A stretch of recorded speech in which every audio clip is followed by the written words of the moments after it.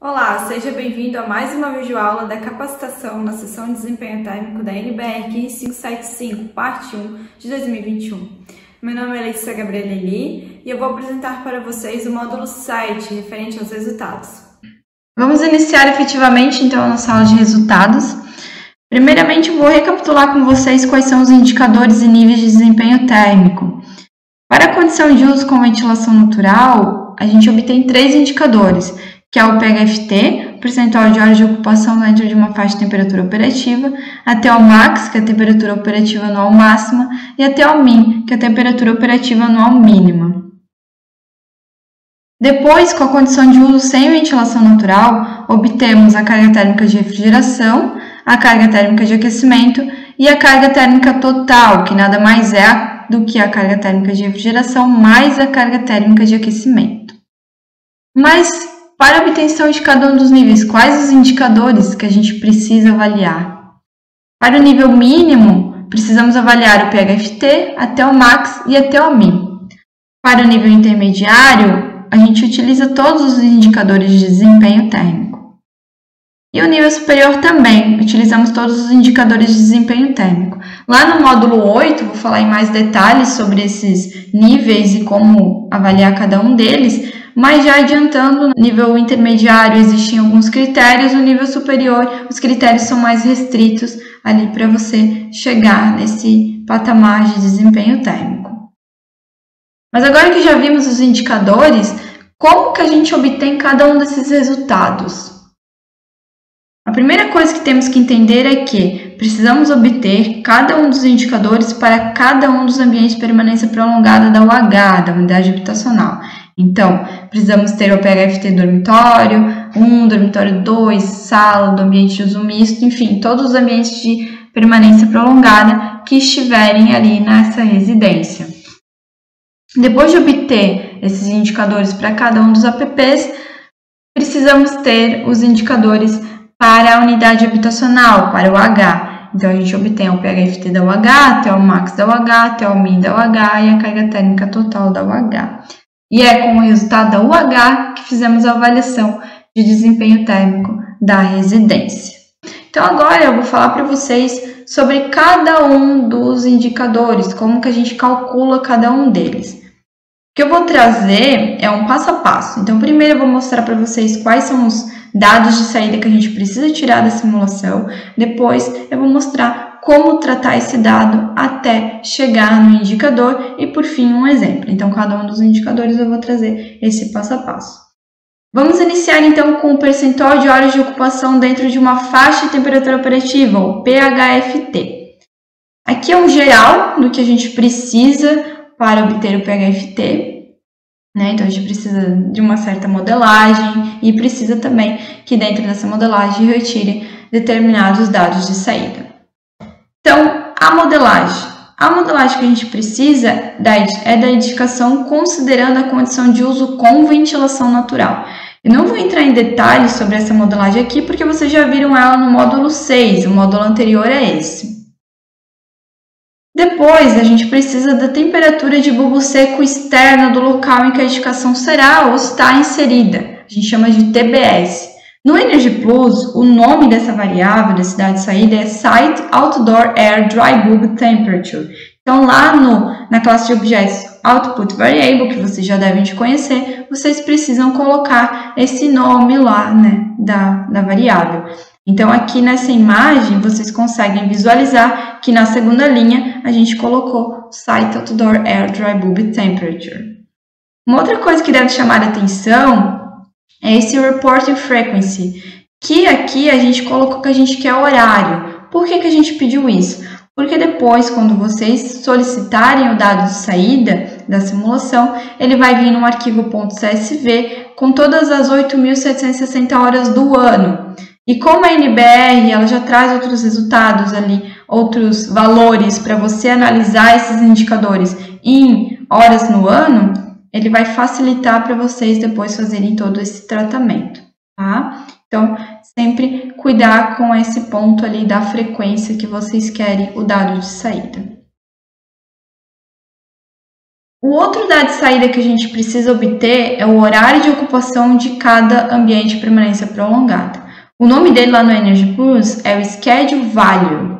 Então, vocês precisam solicitar essa Schedule Value para cada schedule de ocupação do app.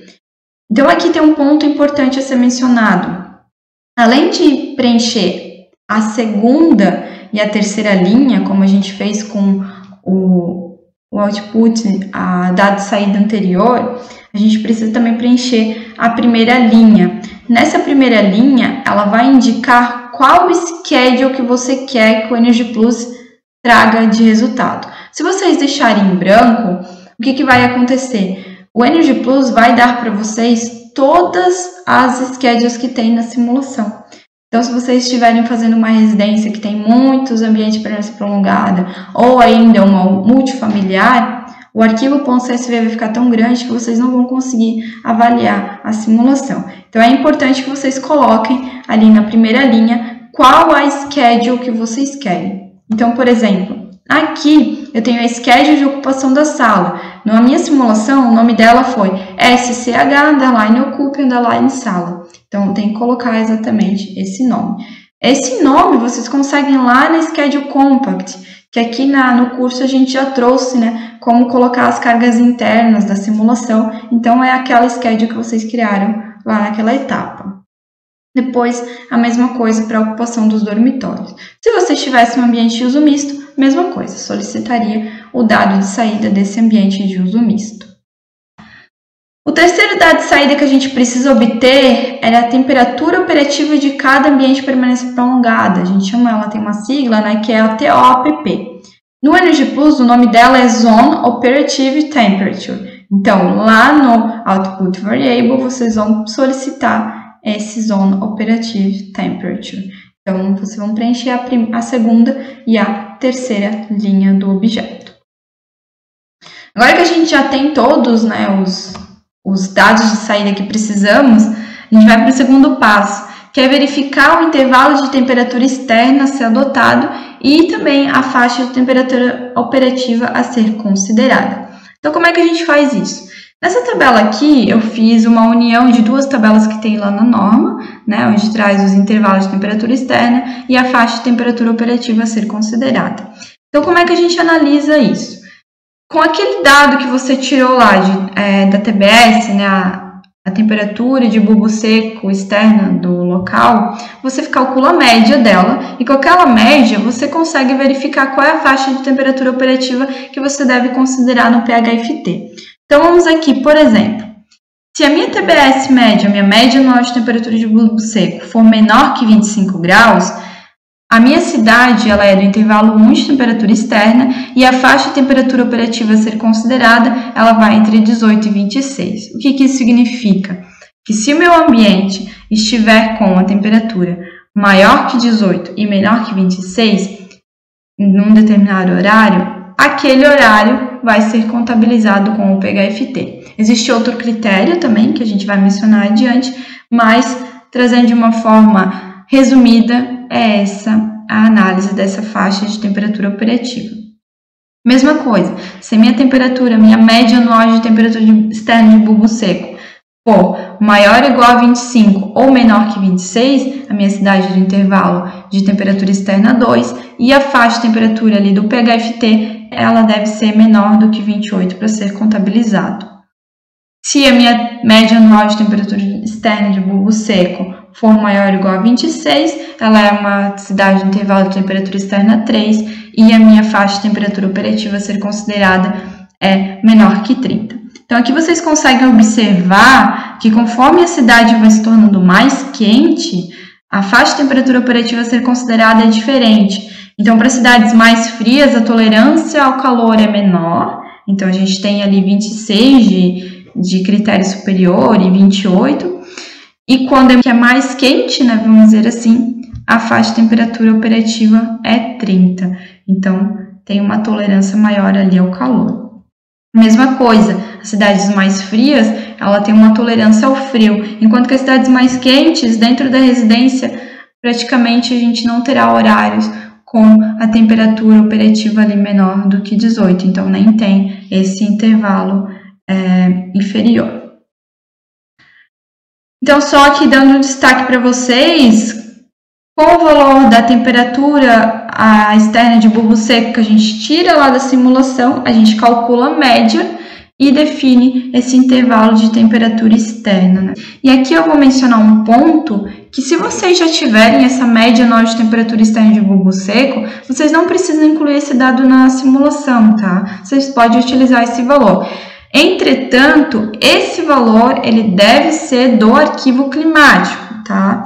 Então, por exemplo, eu peguei o meu arquivo climático da cidade de São Paulo, eu consegui o dado ali da temperatura externa de bulbo seco, a média anual da temperatura externa de bulbo seco ali desse meu arquivo climático, e na minha simulação eu vou usar esse mesmo arquivo climático. Eu não preciso solicitar essa TBS porque eu já tenho esse valor, tá? Então, só deixando bem claro, precisa ser a média anual da temperatura externa de bulbo seco do mesmo arquivo climático que eu estou executando a simulação. E sobre o arquivo climático, todas as simulações que vocês fizerem utilizando o procedimento de simulação computacional pela NBR 15575, o arquivo climático ele precisa vir da TR da ABNT referente à norma, essa norma 15575, parte 1. Então, lá tem um banco de dados com mais de 400 arquivos climáticos e vocês precisam pegar um arquivo climático de lá para executar a sua simulação. Mas, Letícia, minha cidade não está aqui nesse banco de dados. Como que eu faço? Se a sua cidade não estiver lá, você precisa calcular a distância euclidiana, ponderando latitude, longitude e altitude. Então, você vai pegar a sua cidade, vai pegar esses dados de latitude, longitude e altitude e vai pegar uma cidade próxima ali do arquivo climático, do banco de dados. Com esse cálculo da distância euclidiana, você consegue verificar qual arquivo climático é mais, digamos, similar ali nessas ponderações do que a sua cidade que você quer analisar, e é esse que você vai utilizar, tá? Então, fica esse destaque importante para vocês. Agora vamos efetivamente para o cálculo do PHFT para cada APP. Para o cálculo do PHFT, são necessários os resultados da temperatura operativa de cada um dos ambientes de permanência prolongada e também do seu período de ocupação, né? Porque a gente já verificou o intervalo de temperatura operativa que a gente tem que usar, da faixa de temperatura operativa, então a gente não precisa mais da temperatura externa de bulbo seco. Como a gente calcula? Precisamos utilizar essa equação aqui. O que é essa equação? Em cima é o número de horas em que o APP se encontra ocupado e as temperaturas operativas elas estão dentro da faixa de temperatura operativa que a gente já definiu no passo 2. E embaixo é o número de horas em que o APP é ocupado ao longo do ano. Esse valor aqui a norma traz. Então, é 2.920 horas para dormitórios, 3.650 horas para a sala e a somatória das duas, que é 6.570 horas para ambiente de uso misto. Tá? Então, aqui que entra aquela questão da frequência horária que eu disse para vocês ali quando vocês solicitarem o dado de saída, porque a norma já dá esse valor, né, aqui para o NH ocupe, então para vocês facilita se vocês solicitarem o dado de saída, horário. Mas como que a gente obtém essa primeira parcela da equação, que é o NHFT, o número de horas que o APP se encontra ocupado e as temperaturas operativas estão dentro da faixa de temperatura operativa? Então, lá na norma, a gente tem essa figura aqui. Eu vou mostrar para vocês cada uma das colunas dessa figura e o que ela significa quando a gente está olhando o arquivo que é gerado na simulação. Então, as primeiras duas colunas, que é a hora do ano e o horário, elas estão divididas, mas basicamente é essa primeira coluna do arquivo .csv, que é date time. Então, ali vocês vão ter os dias e os meses, né, durante toda a simulação, que a simulação é anual, e o horário. Então, é basicamente essa coluna. Sempre lembrando, já que vocês solicitaram a frequência horária do dado de saída, o arquivo que vocês vão obter, né, da simulação, ele é um arquivo .csv com 8.760 linhas de resultados. A segunda coluna é a coluna da ocupação do APP. Aqui nessa figura ela está como sim ou não. Quando vocês olharem lá no arquivo.csv que vocês obtiveram da simulação, vocês vão ver aquele dado de saída da schedule de ocupação. Então, o que vai vir de resultado? Vai ser 0 ou 1 ou meio, né? 0,5 no caso de salas. Então, sempre que o valor for maior que 0, significa que o ambiente está ocupado. Então, por exemplo, aqui, né? Tem a minha schedule de ocupação da sala. Nesses horários aqui, ela está desocupada. O dormitório já está ocupado nesses horários aqui e desocupado nesses outros horários. Depois, na figura, tem a TOAPP, que é a temperatura operativa do APP. Aqui, para generalizar, né, na figura, foi colocado um valor simbólico. Então, aqui uma temperatura operativa que ela é maior do que 18, menor que 26, uma temperatura operativa que é maior ou igual a 26, somente para exemplificar quando entra ou não entra. Quando vocês vão olhar lá no arquivo de dados de saída da simulação, vocês vão verificar isso naquela coluna da temperatura operativa de cada um dos apps. Então, aqui eu trouxe um exemplo, né, de uma coluna para a sala e de uma coluna para o dormitório 1. Então, em cada uma das linhas, eu vou ter a temperatura operativa que aquele ambiente está naquele momento. E depois, né, com todos esses dados, todas essas colunas, todos esses valores, eu consigo calcular se aquele determinado horário entra ou não no cálculo do PHFT, ou se ele vai ser contabilizado, então, no NHFT. Então, aqui, vamos verificar, né, eu trouxe aqui um recorte de uma planilha, onde eu tenho o datetime, que vem lá do arquivo de simulação, a schedule value, que vem do arquivo de simulação, e o zone operative temperature, que também vem do arquivo de simulação. Então, eu fiz uma coluna aqui, que ela tem algumas condições ali, que ela me diz se entra ou não no cálculo do PHFT, se entra, então, no somatório do NHFT. Então, a primeira linha, eu tenho ocupação nesse ambiente, e a minha temperatura operativa, ela está menor do que 26. Então, sim, entra no cálculo do PHFT. Aqui mais abaixo, nessa linha aqui, vocês veem que eu tenho ocupação, mas a minha temperatura operativa está 28. Então, ele não vai entrar no cálculo do PHFT, caso, né, aqui nesse exemplo, eu estou utilizando a faixa de temperatura do 1, né, do intervalo 1 de temperaturas externas. Então, é entre 18 e 26.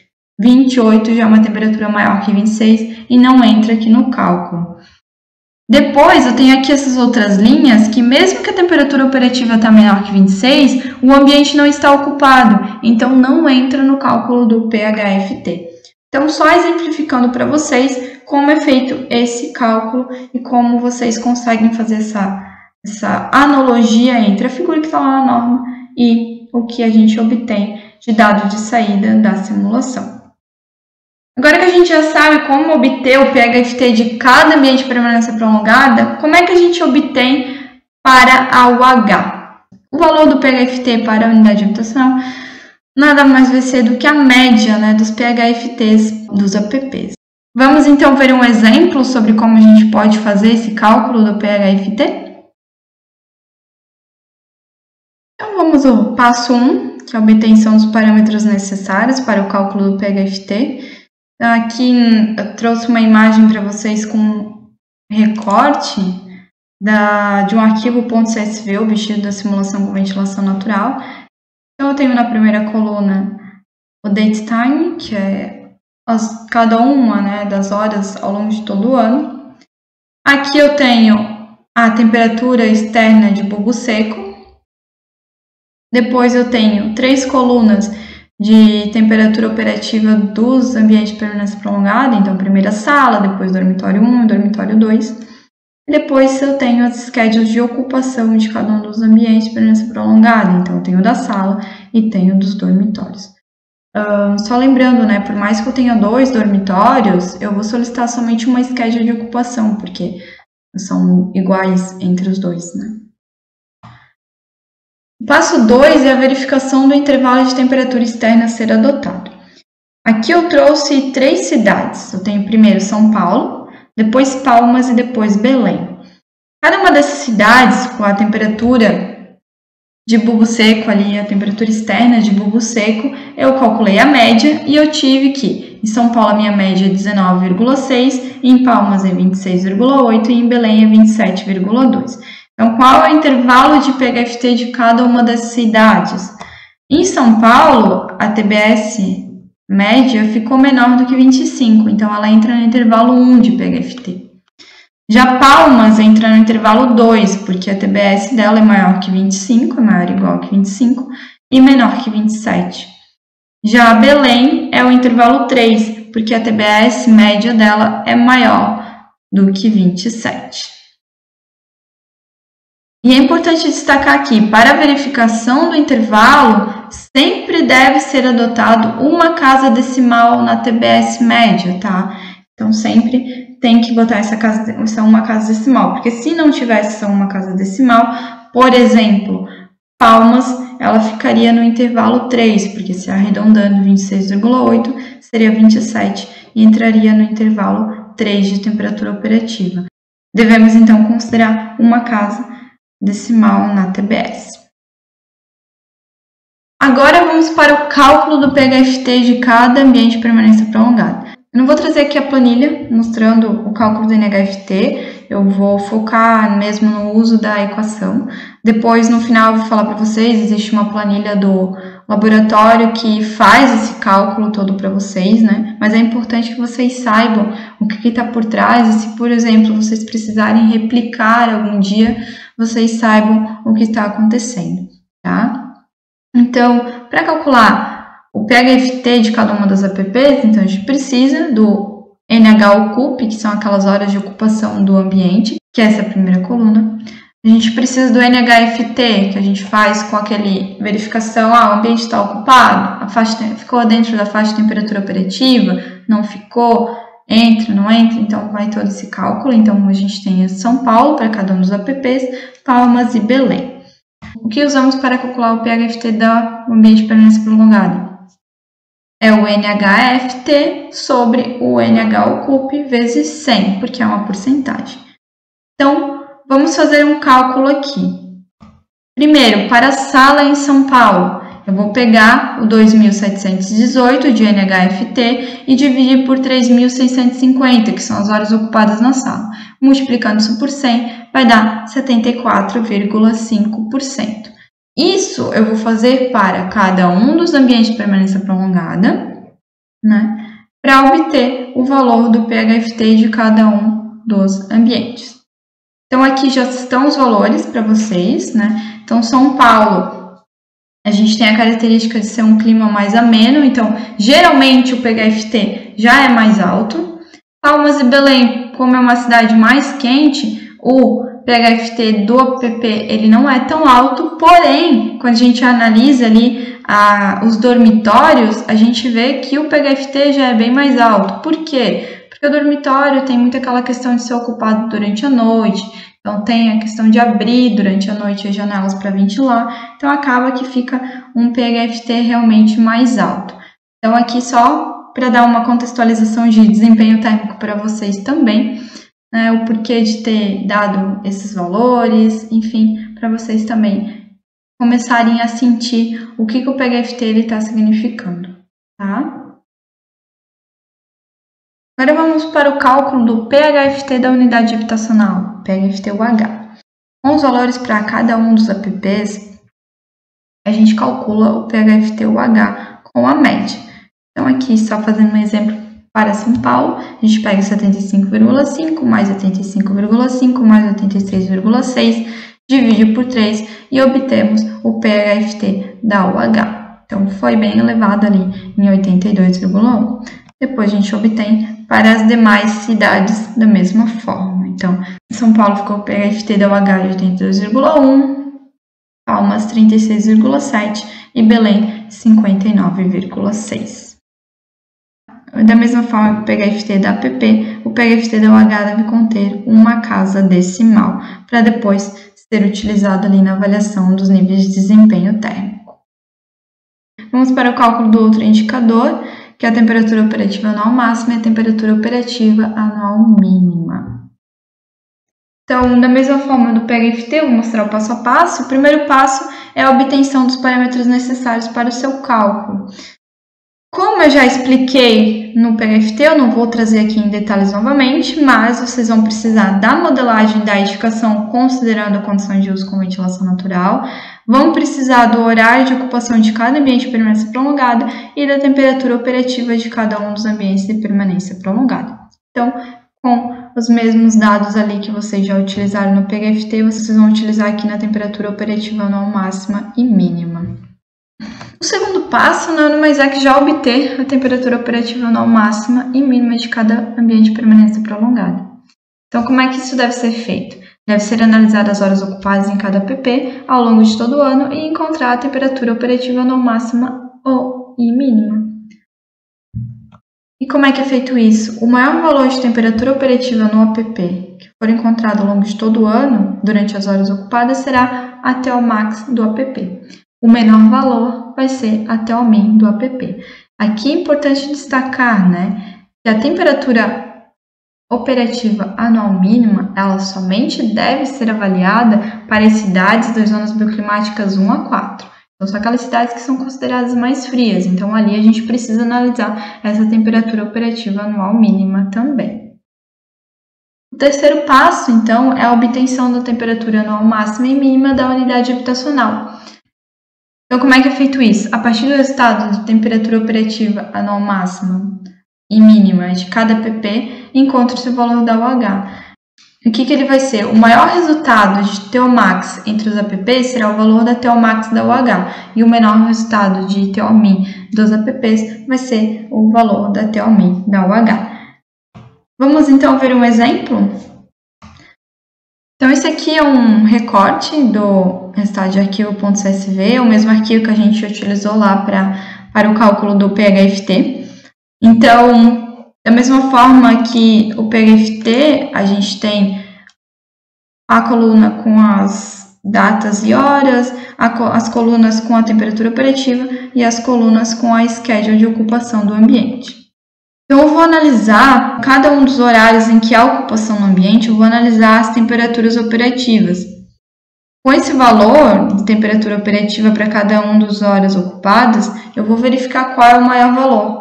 E a partir desse maior valor, eu vou depois verificar qual é o maior valor da UH. Então, nessa tabela, eu já obtive o valor de temperatura operativa anual máxima e mínima de cada um dos apps, Então, aqui vocês conseguem verificar que em São Paulo eu tenho TOmax e TOmin, já em Palmas e Belém não. Por quê? Porque São Paulo é da zona bioclimática 3, então ela está entre a zona bioclimática 1 e 4 e deve ser avaliado a temperatura operativa mínima também. Já Palmas é da zona bioclimática 7, então eu só avalio a TOmax, e Belém é da zona bioclimática 8, portanto eu também já só analiso a TOmax. Para chegar nesses valores, então, foram analisadas as 2.920 horas ocupadas dos dormitórios e as 3.650 horas ocupadas da sala. E assim foi chegado nesse valor de TOmax. A partir desses valores, a gente determina o valor da UH. Então, a partir desses valores, como já foi mencionado, eu determino a TOmax da UH e a TOmin da UH. Então, aqui nesse slide eu estou mostrando, que é o passo 3 já, como eu obtive a temperatura operativa anual máxima de cada uma das unidades habitacionais. Então, em São Paulo, a TOmax da UH vai ser a temperatura máxima da sala. Em Palmas também e em Belém também. Então, ficou 31,9 para São Paulo, 36 para Palmas e 34,5 para Belém. Geralmente, a temperatura operativa anual máxima ela vai ser o valor da sala. Isso não é regra, vocês têm que analisar. Mas geralmente é da sala porque a sala é ocupada durante o dia. E para ter a temperatura operativa mínima vai ser o menor valor. Então, ali no caso de São Paulo, que é a única cidade que precisa avaliar a temperatura operativa anual mínima, é 14,9, que é do dormitório 2. Aqui, cabe ressaltar, da mesma forma que eu ressaltei para a temperatura máxima, que geralmente a temperatura anual mínima da unidade habitacional vai ser de um dormitório, porque o dormitório tem ocupação noturna. Mas, da mesma forma, não é regra. Isso é o que geralmente acontece. Então, só para exemplificar aí todas as temperaturas ali para análise. Então, só exemplificando quais que ficaram as temperaturas operativas anuais máxima e mínima de cada uma das UHs e cidades. Vamos agora para o cálculo do último indicador, a carga térmica total, que é o somatório da carga térmica de refrigeração com a carga térmica de aquecimento. Aqui está o resumo, então, dos parâmetros de saída necessários para o cálculo da CGTT. Eu vou falar em detalhes para cada um deles. A obtenção da carga térmica total, eu preciso da modelagem da edificação considerando a condição de uso com e sem ventilação natural. Ambas essas modelagens foram apresentadas no módulo 6 dessa capacitação. Mas por que a gente precisa da modelagem da edificação com e sem ventilação natural? Não bastava ter a modelagem da edificação sem ventilação natural? Então, para que a gente consiga contabilizar os períodos ali do ano em que o ambiente está ocupado e a ventilação conseguiu manter temperaturas satisfatórias, a gente precisa ter uma análise em conjunto das duas simulações. Se vocês lembram lá do PHFT do dormitório em São Paulo, por exemplo, que chegou em cerca de 80%, isso significa que durante 80% das horas ocupadas, aquele ambiente com ventilação natural conseguiu manter temperaturas entre 18 e 26. Então, a gente considera que nesses períodos não precisa de um sistema mecânico para resfriar o ambiente. Então, não se deve contabilizar a carga térmica que vem da modelagem sem ventilação natural. Então, é por isso que precisamos dessas duas modelagens para fazer essa análise da carga térmica total. A partir da modelagem da edificação, considerando a condição de uso com ventilação natural, obtemos os valores da ocupação de cada um dos ambientes de permanência prolongada e a temperatura operativa de cada um dos ambientes. Depois, com a modelagem da edificação considerando a condição de uso sem ventilação natural, obtemos a carga térmica de refrigeração, a CGTR, e a carga térmica de aquecimento, a CGTA. O que é importante destacar, que a CGTA, a carga térmica de aquecimento, ela deve ser obtida somente para cidades com média de temperatura externa de bulbo seco menor que 25 graus, ou seja, intervalo 1 de temperaturas externas, conforme foi mostrado lá na tabela do passo 2 do cálculo do PHFT. Agora, falando em detalhes, como que a gente obtém essa carga térmica de refrigeração e carga térmica de aquecimento, lá no Output Variable, vocês vão ter que inserir dois objetos. O primeiro objeto é o Zone Ideal Load Zone Total Cooling Energy, então, que é a carga térmica de refrigeração. O segundo objeto é o Zone Ideal Load Zone Total Heating Energy, que é a carga térmica de aquecimento. Vocês precisam desses dois objetos para obter a carga térmica de refrigeração e a carga térmica de aquecimento para cada um dos ambientes de permanência prolongada. Se a sua cidade não for do intervalo 1 de temperatura externa, você não precisa colocar ali o dado de saída da carga térmica de aquecimento. Então, aqui eu passo 2, que é a obtenção da carga térmica de refrigeração e de aquecimento de cada um dos APPs. Essa figura vocês já viram lá na parte de PHFT, tá? Mas lá eu só tinha trazido essa parcela aqui. Agora a gente colocou o restante da figura, porque é o que a gente vai utilizar para o cálculo da carga térmica. O que a gente tem que analisar é o seguinte: no modelo com o uso da ventilação natural, olhamos cada um dos horários em que teve período ocupado e a temperatura operativa do ambiente estava fora do intervalo de temperatura operativa. Esses horários eles vão ser contabilizados a carga térmica de refrigeração ou aquecimento a partir do modelo sem o uso da ventilação natural. Então, um exemplo aqui. Nesse caso, eu tenho ocupação no APP, a minha temperatura operativa está entre 18 e 26, então entra no cálculo do PHFT e não é contabilizada a carga térmica. Depois, eu tenho um período ocupado aqui que ele está maior do que 26, considerando uma faixa de temperatura operativa entre 18 e 26, claro. Minha temperatura operativa é maior que 26, então ele não entra no PHFT do APP, mesmo que ele esteja ocupado, mas é contabilizada a carga térmica de refrigeração dele. Por quê? Porque a temperatura operativa do ambiente foi maior do que 26. Depois, eu tenho um período ocupado que não entra no cálculo do PHFT, pois a temperatura operativa está fora da faixa, ou seja, ela é menor do que 18. E como ela está abaixo do limite inferior da faixa de temperatura operativa do intervalo 1, deve ser contabilizada a carga térmica de aquecimento, que é obtida no modelo sem ventilação natural. Para esses dados do intervalo 2 ou 3 de temperatura externa, não temos o limite inferior de temperatura operativa lá do PHFT, então a gente também não contabiliza a carga térmica de aquecimento. Sempre vamos analisar em conjunto os resultados dos dois modelos e a partir do resultado dos dois modelos eu vou verificar hora a hora cada um dos resultados. Então, inicialmente eu verifico se aquele horário entra no PHFT. Se não entrar no PHFT, mas tiver ocupação, eu tenho que pegar a carga térmica do modelo sem ventilação natural, mas eu tenho que pegar exatamente a carga térmica que eu obtive naquela hora que eu analisei no modelo com o uso da ventilação natural. Então, sempre eu tenho que olhar a mesma hora e pegar a carga térmica da mesma hora, certo?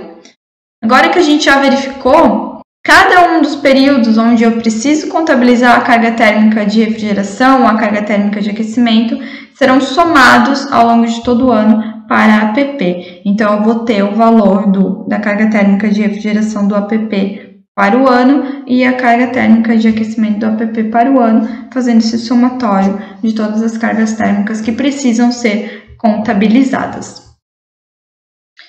Feito isso, o terceiro passo, então, é a obtenção da carga térmica de refrigeração e aquecimento para o H, que nada mais é do que o somatório da carga térmica que eu obtive para todos os ambientes de permanência prolongada. Então, por exemplo, se eu tiver uma sala e 2 dormitórios, vai ser a carga térmica da sala, mais do dormitório 1 e do dormitório 2.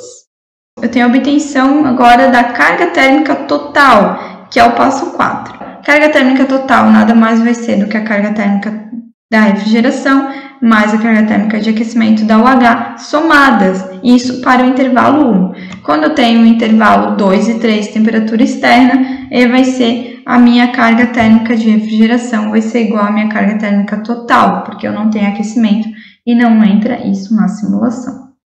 Vamos então ver um exemplo. Nós vamos falar aqui o PHFT e até o Max, até o Min. Eu trouxe aqui o recorte do arquivo de simulação, o arquivo .csv. E lá eu trazia um recorte, aqui eu trouxe 2. Então, o primeiro é do modelo com ventilação natural, foi o mesmo que eu utilizei para o cálculo do PHFT, da TEOMAX e do TEOMIN. E depois eu tenho do modelo sem ventilação natural, que é o arquivo utilizado para obter a carga térmica de refrigeração, de aquecimento e depois a carga térmica total. Aqui eu não vou fazer, da mesma forma que eu não fiz para o PHFT, eu também não vou fazer aqui aquela questão de analisar linha por linha, mas já trazer o resultado completo. Então, em São Paulo, eu obtive a carga térmica de refrigeração e a carga térmica de aquecimento. Palmas e Belém, como são outros intervalos, eu não trouxe. Então, só para deixar claro aqui para vocês. Antes de seguir, vou também trazer um contexto na questão de desempenho térmico.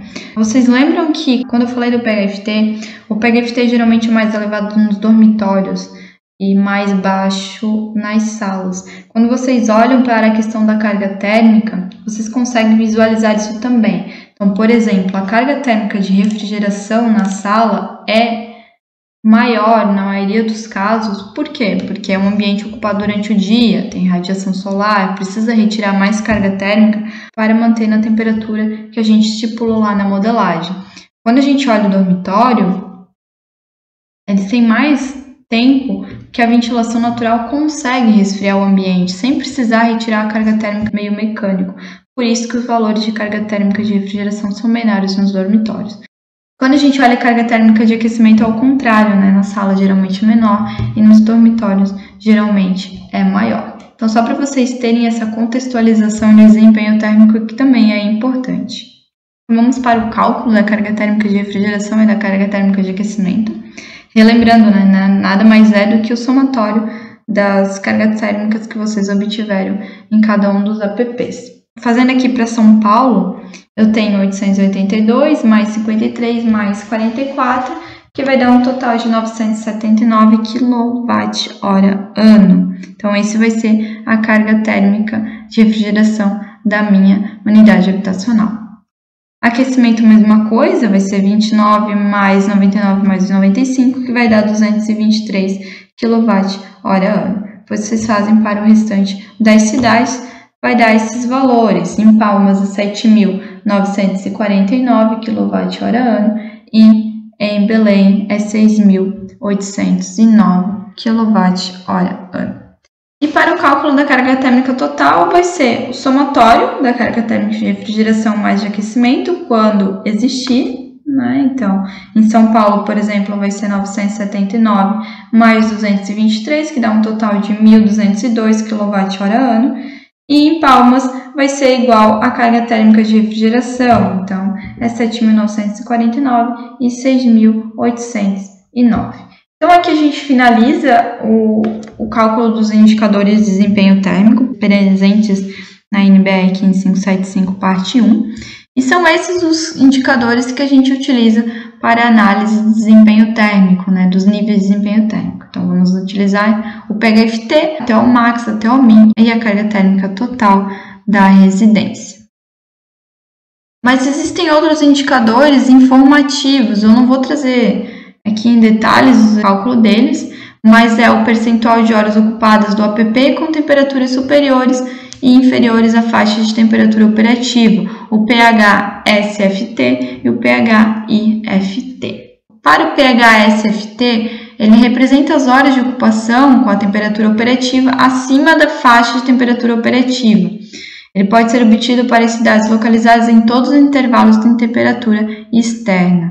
Se a minha cidade ela tem a faixa de temperatura operativa entre 18 e 26, todos os períodos em que eu tiver ocupação e a minha temperatura operativa do ambiente for maior do que 26, eu contabilizo no PHSFT. O PHIFT, então, vai ser o contrário. Ele vai representar as horas de ocupação com a temperatura operativa abaixo da faixa de temperatura operativa. Então, de uma forma mais prática, o PHSFT vai ser todos os períodos ocupados no app, onde deve ser contabilizada a carga térmica de refrigeração, e o PHIFT serão todas as horas ocupadas no app, onde deve ser contabilizada a carga térmica de aquecimento. E para chegar no valor da UH é feita a média ali, como a gente fez para o PHFT, o H. Então é isso, esse é o módulo de resultados. Qualquer dúvida, vocês podem enviar uma mensagem na plataforma do curso e estamos à disposição para respondê-las lá no fórum.